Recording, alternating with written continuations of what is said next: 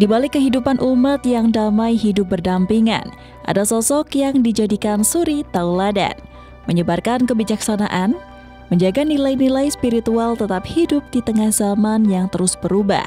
Dan salah satunya adalah sosok Pak Munarso. Beliau adalah seorang pandita agama Buddha yang juga mendedikasikan hidupnya sebagai guru agama Buddha.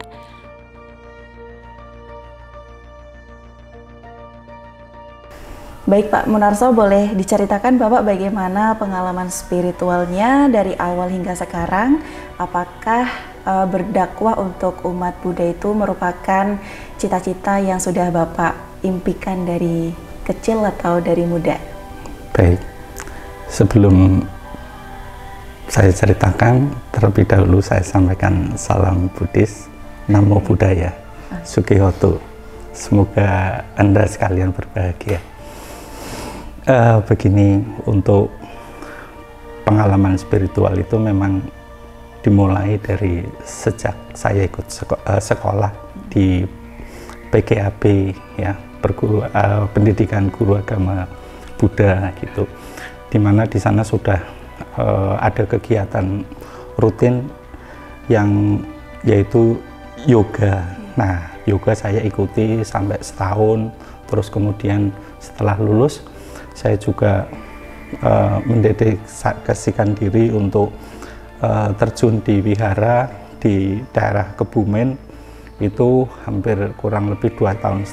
Terus kemudian setelah itu saya pindah ke Pekalongan dan mulai untuk ya melakukan kegiatan pembabaran atau pengajaran agama Buddha di wihara. Terus kemudian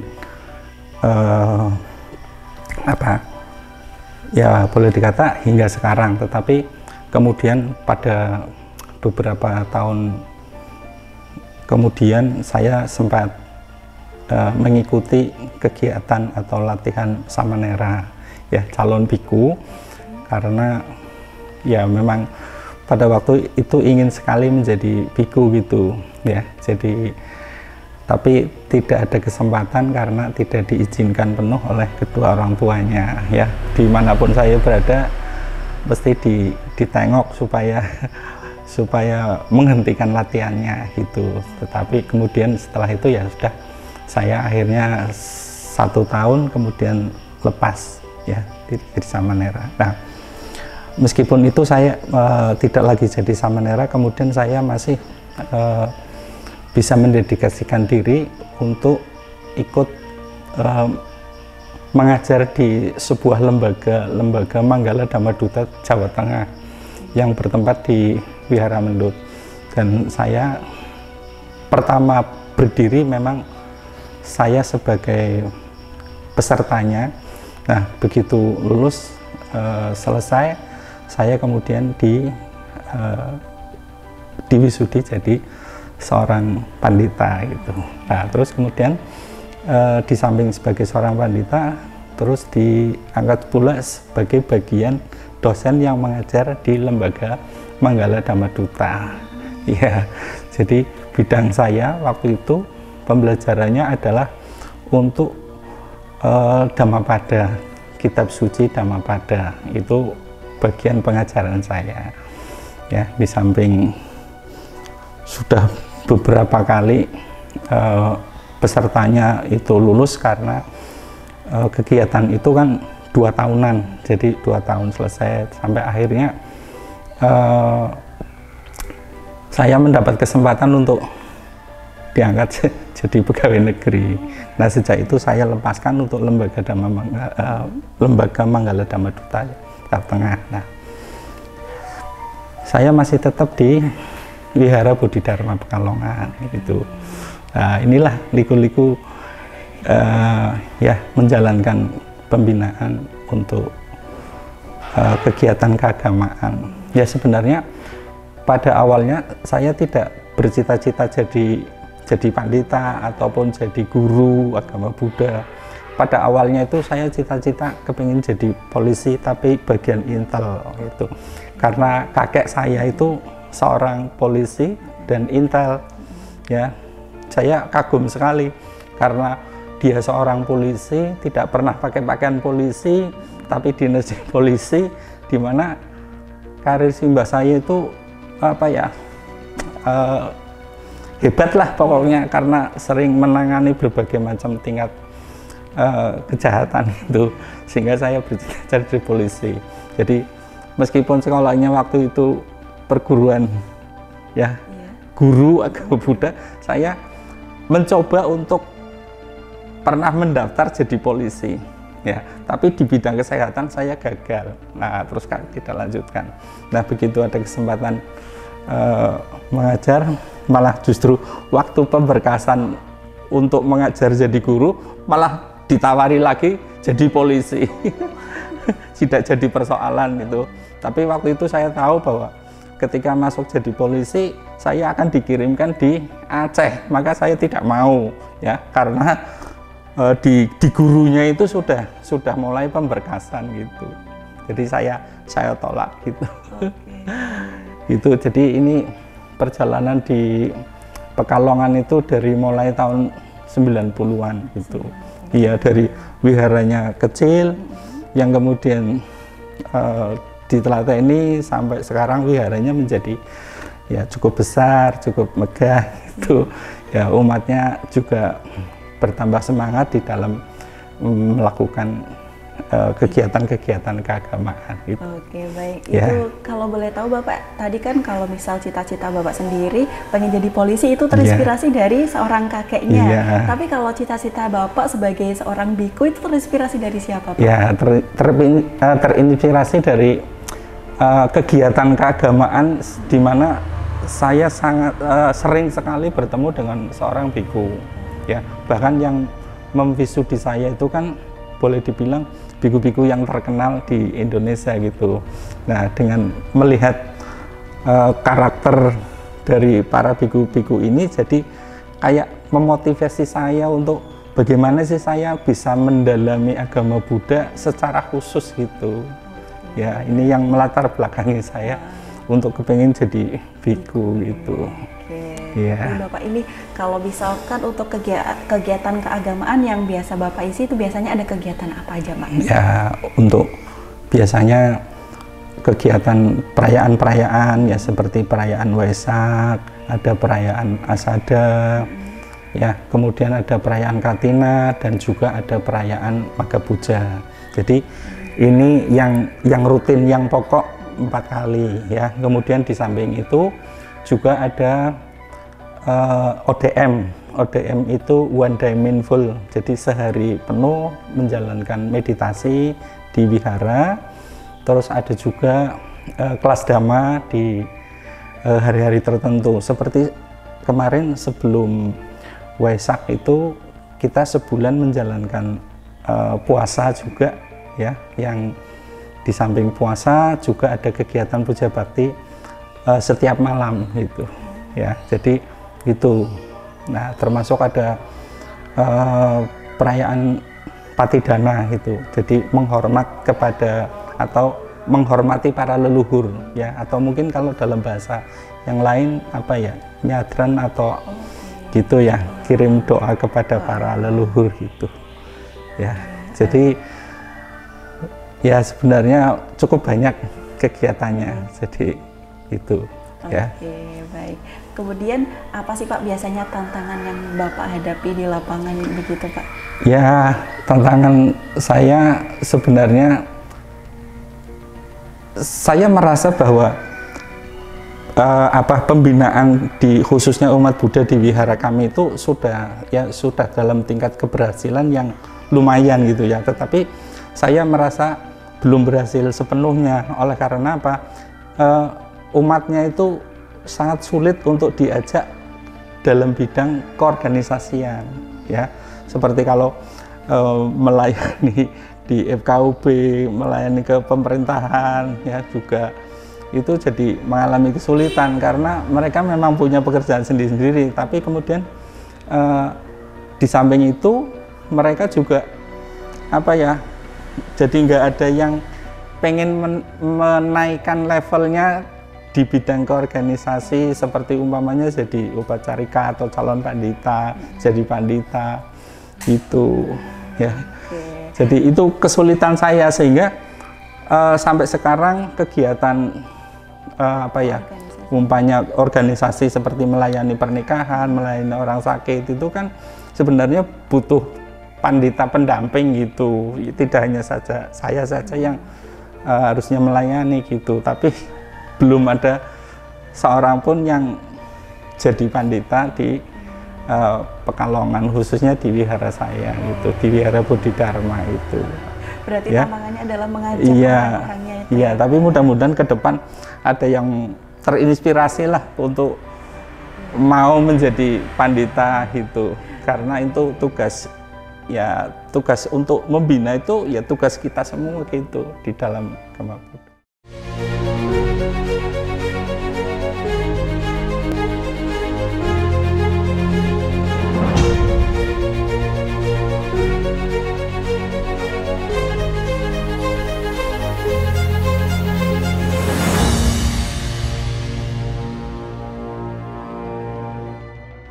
Oke, baik Ibu Sunarni, ini boleh diceritakan nggak Bu bagaimana awal pertemuan dengan Pak Munarso?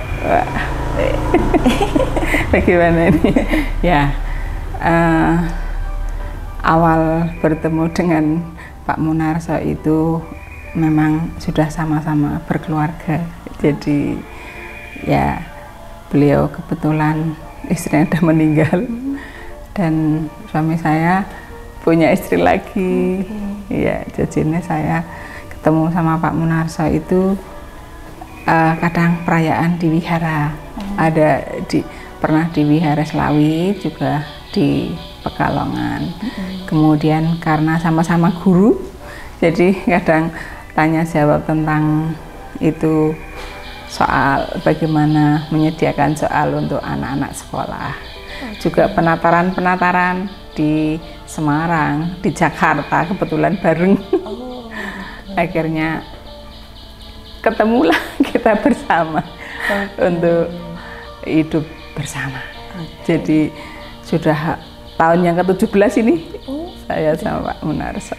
Oke, baik. Iya. Ibu juga mengajar dari mapel keagamaan? Iya, saya juga guru agama Buddha. Oke, di mana Bu? Di Slawi. Di Slawi, Ya, SD juga? SD juga, SD juga, SMP-nya juga. Kalau SMA-nya ada yang beragama Buddha juga saya yang ngajar. Oh, oke. Kalau putra-putrinya ada berapa Ibu? Ada 4. Oke. Yang 2 sudah berkeluarga, yang 1 masih kuliah ini, yang 1 baru cari kerjaan. Oke. Iya. Sekarang Ibu, kalau saya boleh tahu bagaimana sih Ibu memandang sosok Pak Munarso ini sebagai seorang suami atau sebagai seorang ayah? Ya. Beliau memang pertama ya tanggung jawab, bertanggung jawab istilahnya besar. Kemudian ya menata baik anak kami bersama untuk bisa menjalani kehidupan sesuai dengan alami saja, sesuai dengan keyakinan dan kemampuan masing-masing, sehingga kami hidup bersama untuk bisa saling mengisi, saling menopang, dan apabila ada hal-hal yang pastilah dalam kehidupan ini ada kekurangan dan kelebihan, kita jalani bersama biar bisa sejalan gitu. Oke, baik. Nah, ini di samping peran Pak Munarso sebagai seorang guru, sebagai seorang tokoh agama, bagaimana sih support-support yang biasanya Ibu berikan kepada Pak Munarso? Kebetulan kami ini saling punya kewajiban masing-masing. Jadi saya ada acara ini Bu, oh ya saya juga ada acara ini. Jadi masing-masing itu istilahnya ini loh kewajiban saya seperti ini. Jenengan seperti itu, ya udahlah enggak apa-apa, mari kita kerjakan gitu. Jadi ya saya mendukung apa yang menjadi kewajiban beliau seperti di FKUB dan lain sebagainya, seperti itu. Oke, baik. Lalu mungkin ini yang terakhir Ibu, apa sih harapan Ibu ke depannya untuk Pak Munarso? Beliau menjadi panutan kami, secara otomatis berjalan secara alami dan juga bisa hidup kita bersama-sama menjalani dengan bijaksana, biar bisa hidup dengan kondisi apapun kita bisa menerima dengan kebahagiaan. Gitu. Oke, baik. Terima kasih banyak Bu Sunarni atas waktunya dan kesempatannya hari ini. Ya. Terima kasih juga. Ya.